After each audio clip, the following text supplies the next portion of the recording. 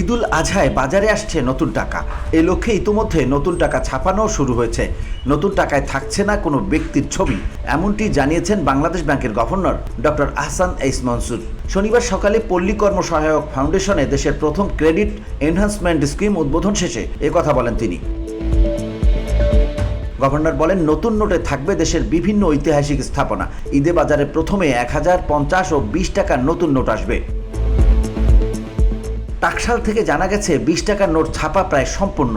আগামী সপ্তাহে বাংলাদেশ ব্যাংকের কাছে হস্তান্তর করা হবে। এরপরে 50 ও 1000 টাকার নোট বাংলাদেশ ব্যাংককে বুঝিয়ে দেবে টাকশাল। এরপর কেন্দ্রীয় ব্যাংক সিদ্ধান্ত নেবে এই টাকা কবে বাজারে আসবে। টাকশাল জানিয়েছে, নতুন নকশার নোট ছাপাতে 1 থেকে 1.5 বছর সময় লাগে।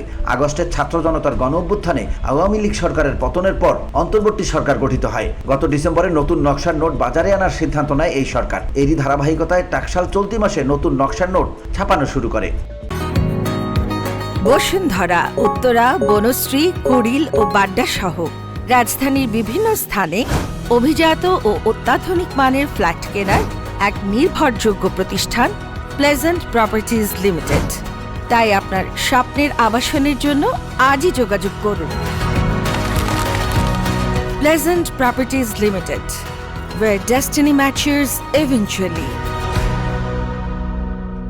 এদিকে গভর্নর জানিয়েছেন, পাচার হওয়া অর্থ ফিরিয়ে আনা অন্তর্বর্তী সরকারের রাজনৈতিক অঙ্গীকার। তিনি বলেন, বিশ্বের বিভিন্ন গণমাধ্যমে প্রতিবেদন প্রচারিত হওয়ায় তা ফেরত পাঠাতে চাপ তৈরি হয়েছে। পাচারকৃত অর্থ ফ্রিজ করায় অর্থ ফেরত আনার প্রথম ধাপ সম্পন্ন হয়েছে।